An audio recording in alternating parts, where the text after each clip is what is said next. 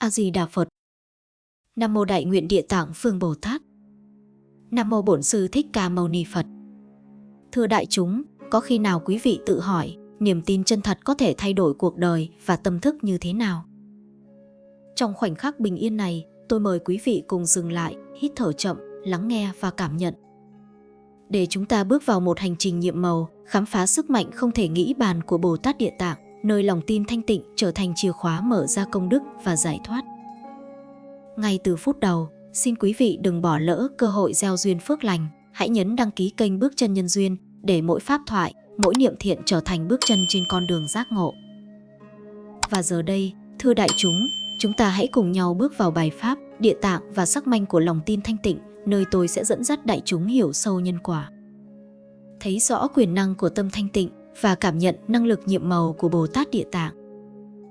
Thưa đại chúng, trong cõi nhân gian này, mọi việc chúng ta gặp gỡ, nghe thấy, trải nghiệm hay chứng kiến đều không có gì là ngẫu nhiên. Không có gì là tự nhiên mà xảy ra, mà tất cả đều có duyên sinh, duyên khởi, duyên hợp và duyên tan. Và chính sự tương duyên đó đã nối kết chúng ta lại trong không gian này để cùng nghe về danh hiệu của một vị Bồ Tát có đại nguyện lớn như biển cả, lòng từ bi sâu như tầng địa phủ và ánh sáng cứu khổ vượt khỏi mọi giới hạn của lý trí. Đó chính là Địa Tạng Vương Bồ Tát. Trước khi đi sâu vào pháp thoại hôm nay, tôi xin được kể lại cho đại chúng nghe một câu chuyện có thật đã được lưu truyền trong cộng đồng tu tập Địa Tạng suốt nhiều năm qua. Và chính câu chuyện ấy là chìa khóa giúp chúng ta hiểu rõ hơn về sức mạnh của lòng tin thanh tịnh vượt ngoài suy nghĩ thông thường của con người. Có một người phụ nữ ở miền Tây, gia đình nghèo khó, con cái bệnh tật, chồng bỏ đi, cuộc sống bế tắc và tâm hồn lúc nào cũng chìm trong sầu khổ. Một hôm, bà đến chùa trong tâm trạng gần như không còn hy vọng, chỉ mong tìm được nơi để đặt xuống gánh nặng cuộc đời. Trong lúc ngồi dưới gốc bồ đề, bà nghe tiếng chuông chậm rãi vang lên từ chánh điện, từng tiếng như đi vào tận tim gan, khiến bà bật khóc mà chính bà cũng không hiểu vì sao. Đúng lúc ấy, một vị sư bước đến, chỉ nhẹ lời hỏi, con có muốn được nghe pháp về Địa Tạng Vương Bồ Tát không? Từ khoảnh khắc nhận được câu hỏi ấy, đời bà bắt đầu chuyển hướng.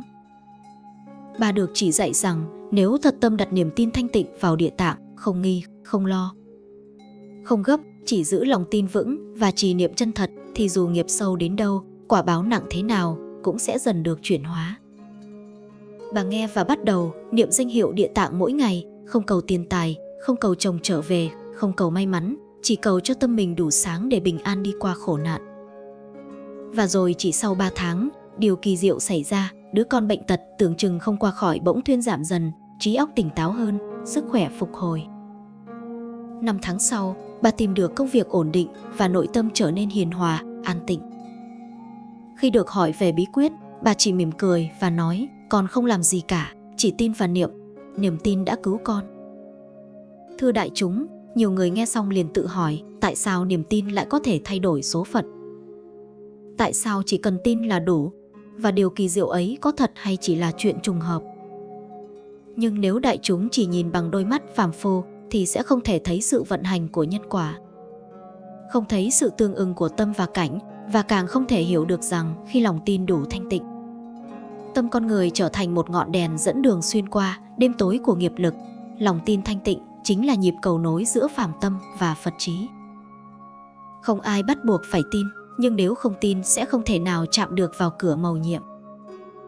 Đối với người chưa tin, phép màu không thể hiển lộ. Đối với người nửa tin nửa ngờ, sự nhiệm màu đến rồi lại mất. Nhưng đối với người tin bằng cả trái tim thì điều không thể cũng hóa thành điều có thể. Thưa đại chúng, nếu giọt nước khi rơi xuống đất liền tan biến, thì giọt nước khi rơi vào đại dương sẽ trở thành biển cả. Con người cũng vậy, nếu tâm phó mặc vào sự tuyệt vọng, buông xuôi vào nỗi khổ, nghi ngờ vào sự tồn tại của thiện lực, thì như giọt nước kia, rơi xuống rồi biến mất. Nhưng khi tâm đặt trọn vào ánh sáng của Địa Tạng, một vị Bồ Tát không bỏ bất cứ chúng sinh nào, dù ở tầng thấp nhất của địa ngục, thì tâm ấy liền giao hòa vào đại nguyện vô biên. Nghiệp không mất, nhưng nghiệp có thể chuyển, khổ không tan ngay, nhưng khổ có thể nhẹ đi nếu tâm đủ kiên cố. Và thưa đại chúng, nếu câu chuyện trên là hạt mầm của niềm tin, thì nội dung pháp thoại hôm nay chính là mảnh đất màu mỡ để gieo trồng những hạt mầm ấy thành cây công đức, che chở chúng ta qua nắng hạn cuộc đời. Nếu đại chúng thấy pháp thoại hôm nay có lợi ích, xin hãy cùng nhau gieo thêm phước duyên bằng cách đăng ký kênh Bước Chân Nhân Duyên. Để không chỉ bản thân mà còn nhiều người hữu duyên khác cũng được nghe Pháp, hiểu Pháp và thực hành Pháp, gieo thêm duyên lành cho tam giới, cho âm siêu và dương thịnh.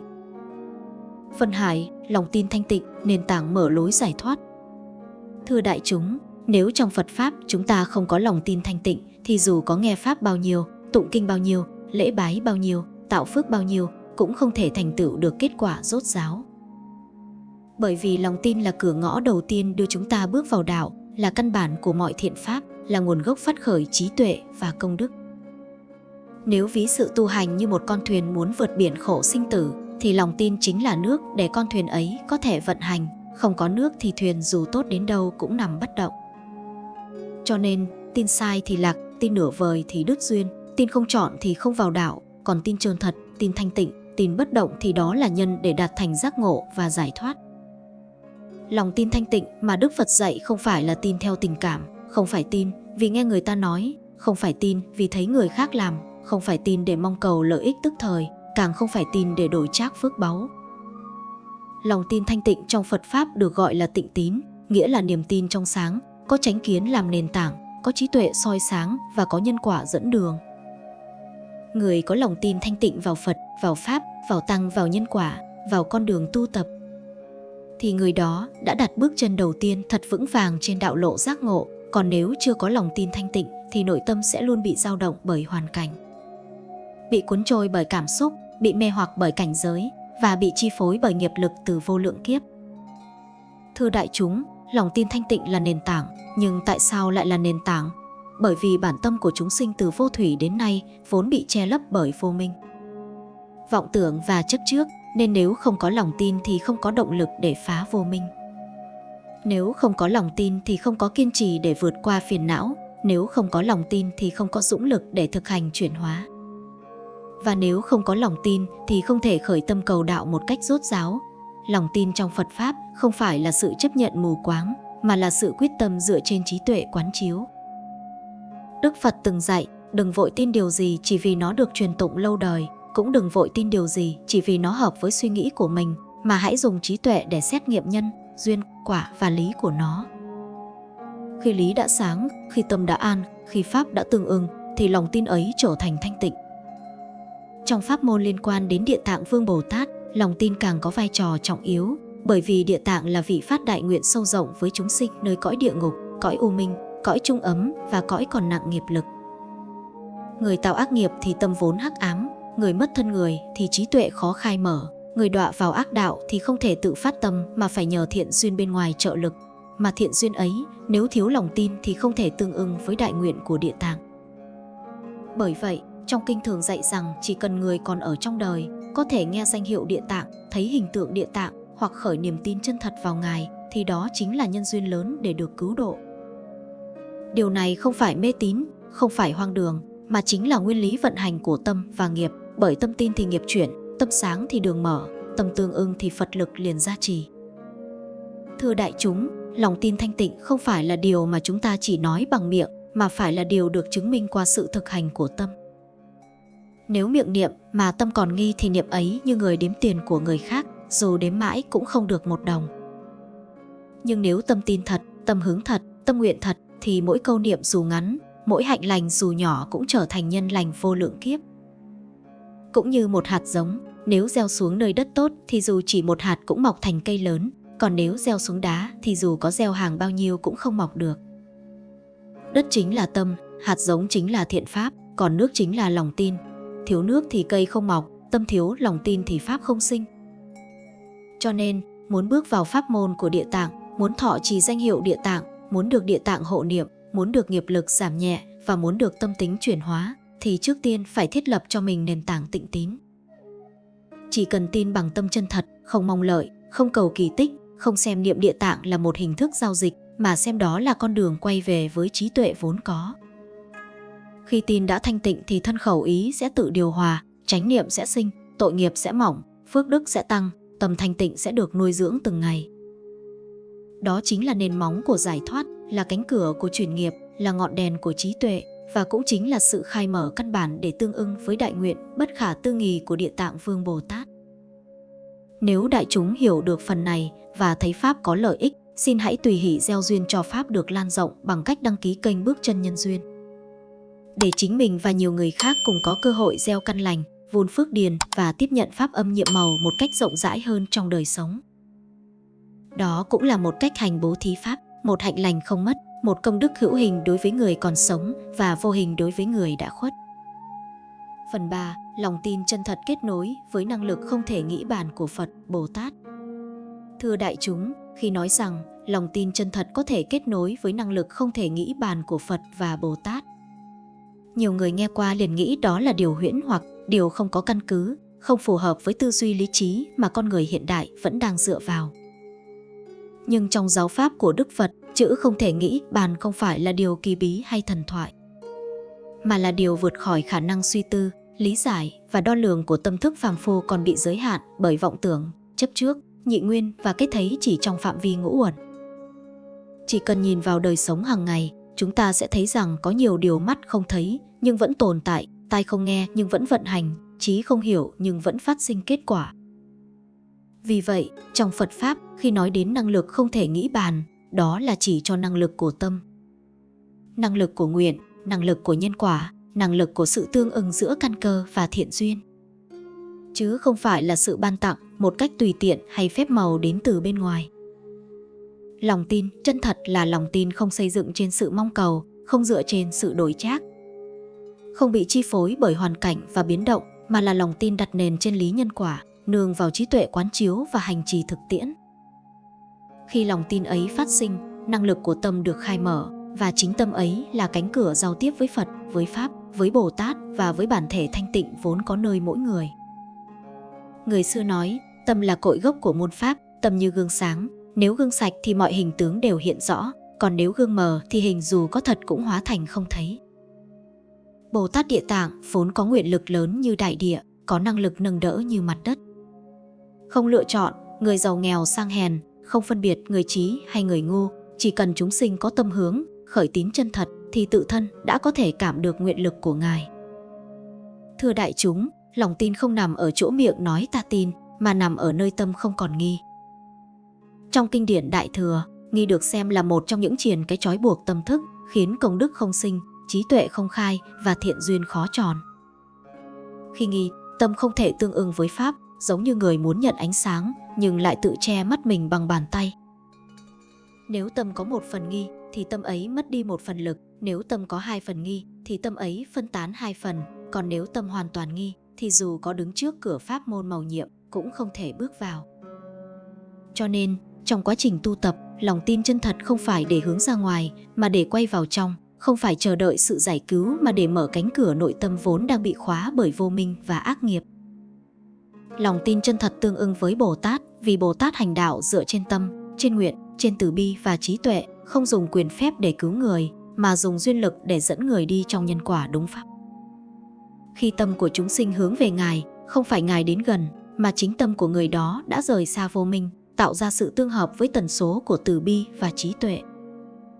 Chính sự tương hợp đó là duyên làm sinh ra lực cảm ứng, không phải là sự can thiệp từ bên ngoài, mà là sự khơi mở từ bên trong. Cho nên, gọi là năng lực không thể nghĩ bàn, là vì tâm phàm phu không thể đo lường được sự vận hành vi tế giữa nhân duyên và nguyện lực, giữa lòng tin và sự chuyển hóa, giữa thiện căn và kết quả trong tương lai gần hoặc tương lai xa.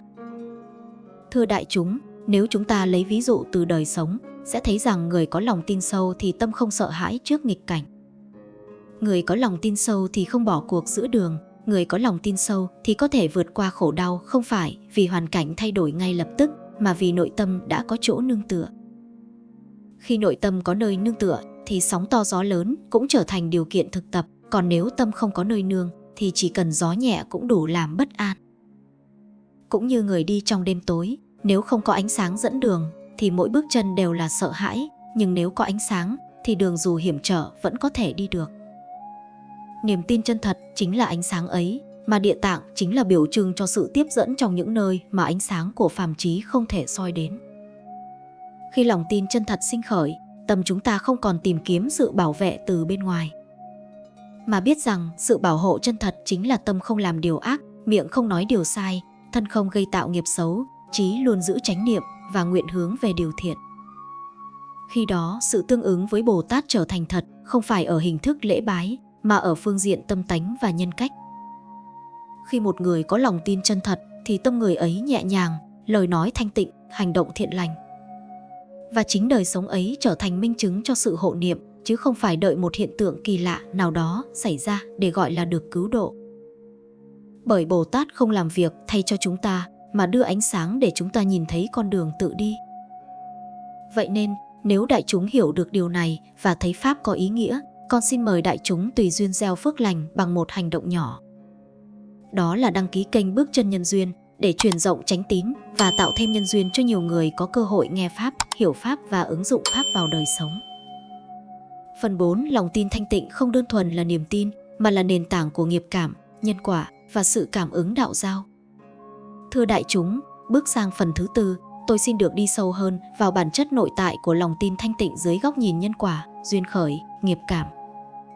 Để chúng ta không chỉ tin theo cảm xúc, không tin theo phong trào, không tin theo lời truyền miệng, mà tin bằng chánh kiến, tin bằng trí tuệ, tin bằng sự quán chiếu tận cùng. Đại chúng nghe cho kỹ, lòng tin thanh tịnh không phải là tin cho có, mà là sự hợp nhất giữa tâm hạnh, nguyện, giới, tuệ. Tin không dẫn đến thực hành, lòng tin đó là tin yếu. Tin mà không có sự sống của giới hạnh thì tâm niệm sẽ bị ái dục và vọng tưởng làm nhiễm đục. Tin không đi cùng tuệ thì rất dễ đi lạc vào mê tín, tà kiến, cầu khẩn mà không gieo nhân. Do đó, trong Phật Pháp, lòng tin chân thật phải đủ tín giải hành, chứng, tin cho đúng, hiểu cho sâu, thực hành cho trọn, rồi tự thân chứng nghiệm. Đó là con đường của bậc trí, không phải của kẻ chỉ biết cầu xin. Đại chúng thử tự hỏi, nếu tin mà không chịu chuyển hóa, thì tin ấy có sinh công đức không? Nếu tin mong nhận phước mà không gieo phước, lòng tin ấy có thanh tịnh không? Nếu tin cầu an mà sống bất thiện, lòng tin đó có gọi là chánh tín không?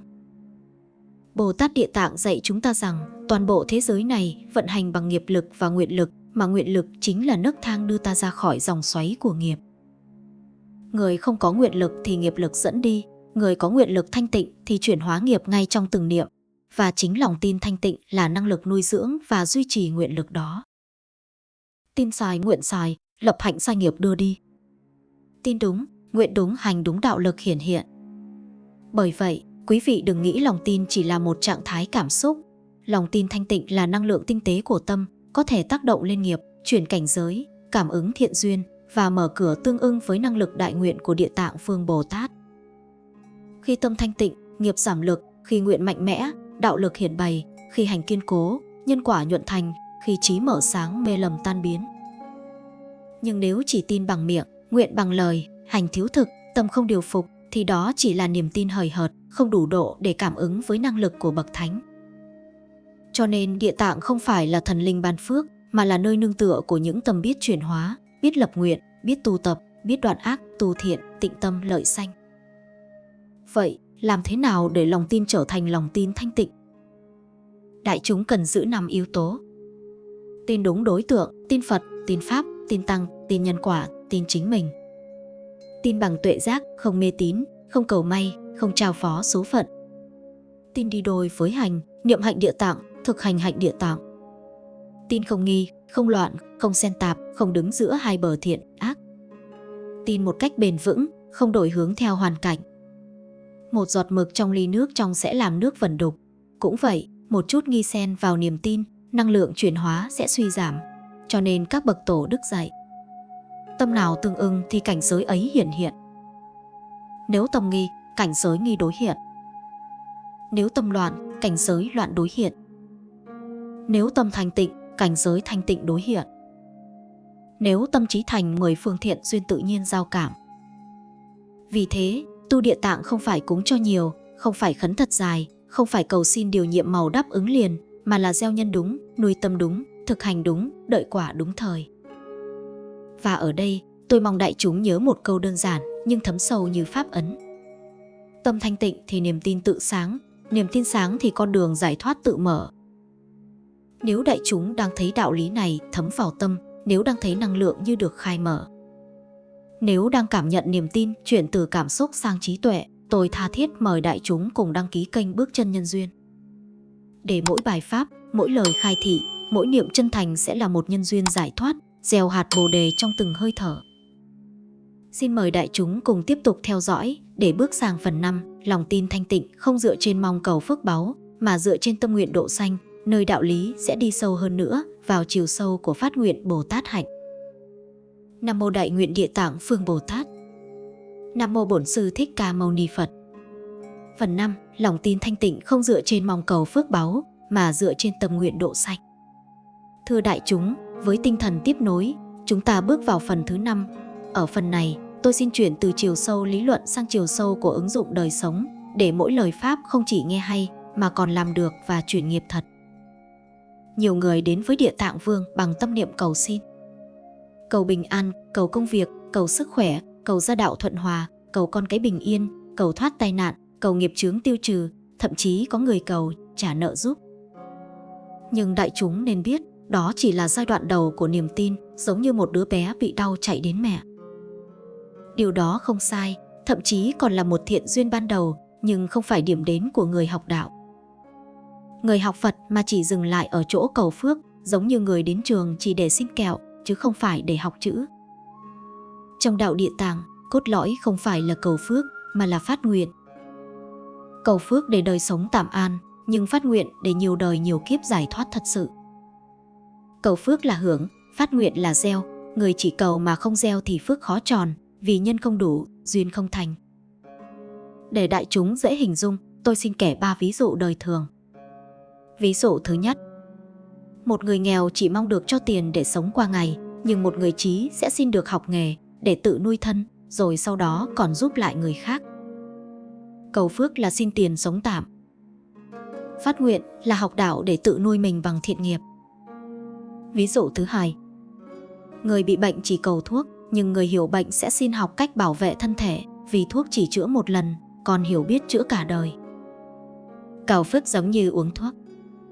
Phát nguyện giống như thay đổi lối sống. Ví dụ thứ ba, người đi biển gặp sóng chỉ mong có chiếc phao để không chết chìm, nhưng người trí mong học cách chèo, hiểu cách xem gió đọc sóng, nắm dòng nước, để từ đó không còn sợ biển. Cầu phước là phao tạm. Phát nguyện là năng lực tự vượt biển. Bồ Tát Địa Tạng không khuyến khích ta chỉ đi tìm điều may mắn, mà dạy ta trở thành người tạo ra phước, rồi hồi hướng phước ấy cho muôn loài, như gương hạnh nguyện của Ngài. Địa ngục vị không, thệ bất thành Phật, chúng sanh độ tận, phương chứng Bồ Đề. Phước báu cá nhân không phải mục tiêu, mà trí tuệ, từ bi, độ sinh mới là con đường. Vậy, làm sao để chuyển từ tâm cầu phước sang tâm phát nguyện độ sanh? Tôi xin hướng dẫn bằng 3 bước thiết thực. Bước 1, khi cầu đừng cầu cho riêng mình.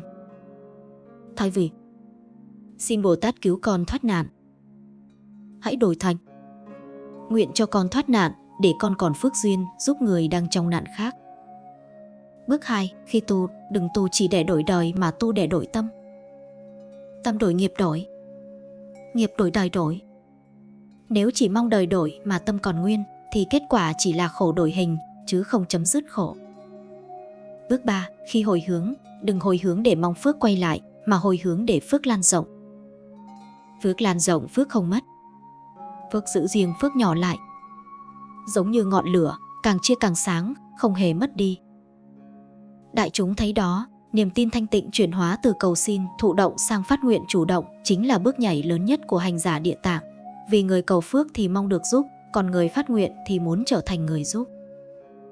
Nếu đại chúng thấm sâu được điều này, tôi tin rằng từ nay, việc niệm danh hiệu Địa Tạng, đọc kinh Địa Tạng, trì chú, tu hạnh, cúng dường, bố thí, phóng sanh sẽ không còn là nghi thức mà trở thành sứ mệnh.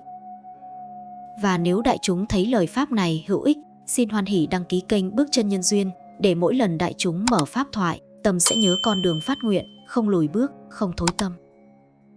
Đó cũng là một cách hộ trì pháp, tạo tương duyên lành và chia sẻ phước trí đến những người cần ánh sáng Địa Tạng.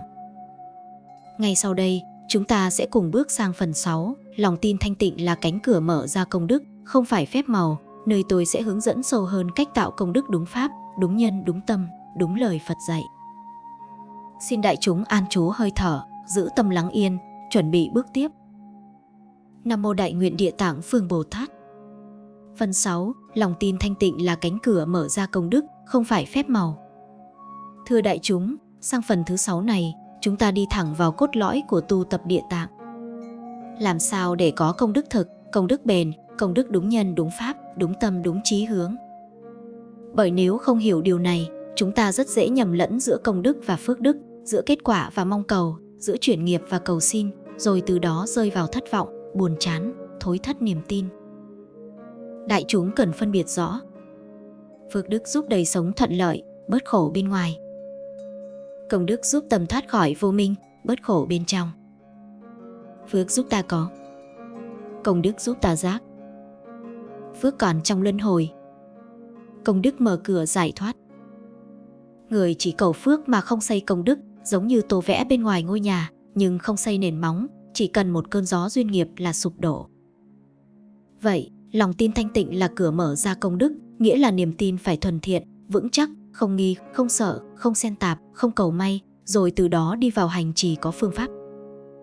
Sau đây, tôi xin trình bày 5 bước thực hành để lòng tin thanh tịnh kết thành công đức đúng pháp. Bước 1. Chỉnh lại tâm trước khi bắt đầu tú, gọi là chí thành tâm.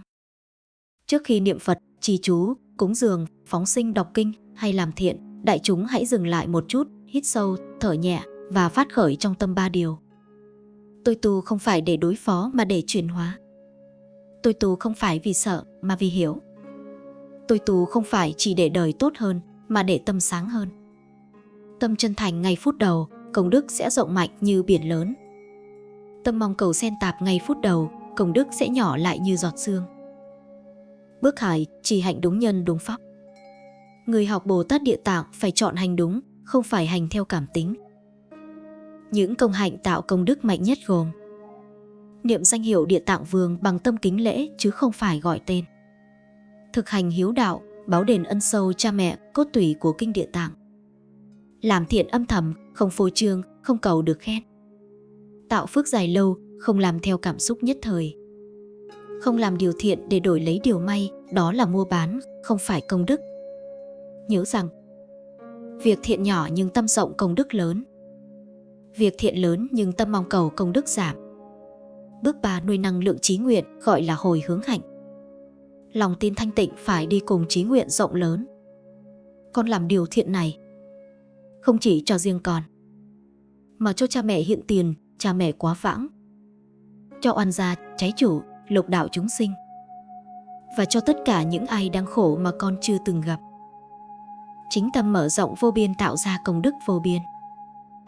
Bước 4. Không gấp gáp, không đo đếm, không kiểm tra kết quả. Giống như người trồng cây, ta không được mỗi ngày đào rễ lên coi thử nó đã lớn chưa. Công đức không phải thứ để kiểm tra, đo lường, so sánh hoặc mong thấy ngay.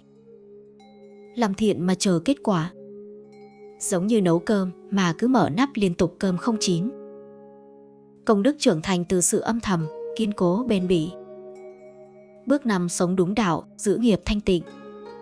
Dù đại chúng niệm Địa Tạng hàng ngàn câu, bố thí hàng triệu đồng, phóng sinh rất nhiều lần, mà miệng còn nói điều ác, ý còn tính điều hại, thân còn làm điều bất thiện, thì công đức không thể đầy. Bởi vì nghiệp mới tạo sẽ lấn mất nghiệp đã chuyển. Cho nên, một hạt thiện gieo bằng tâm thanh tịnh lợi hơn ngàn việc thiện làm bằng tâm sân si. Một niệm thiện cứu thoát tâm mình còn quý hơn ngàn lễ vật cúng dường để cầu phước. Khi đại chúng hiểu sâu 5 bước này, thì điều thiện không còn là hành vi, mà trở thành tự nhiên của tâm, công đức không còn là mục tiêu, mà trở thành dòng chảy liên tục của đời sống. Đến đây, tôi muốn đại chúng ghi nhớ một câu kết tinh nghĩa của phần này. Công đức không đến từ việc làm nhiều, mà đến từ tâm thanh tịnh và chí nguyện rộng lớn trong từng việc. Nếu đại chúng thấy những điều này thật sự hữu ích, xin hoan hỉ đăng ký kênh Bước Chân Nhân Duyên để nuôi dưỡng chánh tín, chánh tri, chánh hạnh, cùng nhau xây dựng cộng đồng tu Địa Tạng đúng pháp, không rơi vào cầu may, không lạc vào tà kiến. Ngay sau đây, chúng ta bước vào phần 7, lòng tin thanh tịnh khi hướng về Địa Tạng sẽ cảm ứng như thế nào trong đời sống và nghiệp lực. Nơi tôi sẽ chỉ ra cơ chế vận hành của cảm ứng để hành giả biết rõ tín, tâm nguyện, hạnh kết nối với đạo lực Địa Tạng ra sao. Phần 7. Sự cảm ứng khi lòng tin thanh tịnh hướng về Địa Tạng. Thưa đại chúng, đến phần thứ 7 này, chúng ta sẽ bước vào khía cạnh mà rất nhiều người tò mò, cũng rất nhiều người hiểu sai. Có người nghe đến chữ cảm ứng liền nghĩ đó là điều gì thần bí, siêu nhiên, khó tin, khó lý giải. Nhưng kỳ thực, cảm ứng trong đạo Phật không hề trái nhân quả, càng không phải phép màu từ bên ngoài giáng xuống, mà chính là sự gặp nhau giữa tâm chân thành của hành giả và đại nguyện thanh tịnh vô biên của Bồ Tát. Tâm trí thành, nguyện chân thật, hạnh kiên cố tự nhiên cảm ứng. Giống như âm thanh và tiếng vọng, trăng và mặt hồ, hương và gió, hạt và đất, khi đủ điều kiện, kết quả tự nhiên hiển hiện, không cần ép, không cần đòi, không cần nghi. Và để đại chúng dễ thấy rõ chân lý này, tôi xin được thuật lại 3 câu chuyện có thật, đã được nhiều bậc tăng, ni, cư sĩ, hộ pháp truyền lại, mang tính xác chứng chứ không phải huyễn hoặc. Câu chuyện thứ nhất, cảm ứng trong giây phút sanh tử. Tại miền Trung, có một cụ bà đã hơn 80 tuổi, bị bệnh nặng, thân thể đau đớn, hơi thở yếu dần. Gia đình hoảng loạn, người thì khóc, người thì gọi bác sĩ, người thì run rẩy không biết làm sao. Nhưng may thay, gia đình có người con gái hiểu pháp, đã từng quy y và tu tập theo kinh Địa Tạng. Cô lập tức hướng giường của mẹ theo hướng trang nghiêm, thắp hương, mở kinh Địa Tạng và thành tâm niệm danh hiệu Bồ Tát Địa Tạng, khuyên cả nhà cùng niệm. Chỉ sau vài phút, cụ bà vốn đang đau đớn rên xiết, thở mạnh và đứt quãng, bỗng nhiên nét mặt dịu đi, mắt mở sáng nhẹ, hơi thở êm lại, và chính bà tự mấp máy môi niệm theo, dù giọng không còn rõ. Một lúc sau, cụ mỉm cười, rồi ra đi rất nhẹ nhàng, không còn vật vã như ban đầu. Nhiều người chứng kiến đã rơi nước mắt, không phải vì mất mát, mà vì thấy rõ sự nhiệm màu của chánh tín.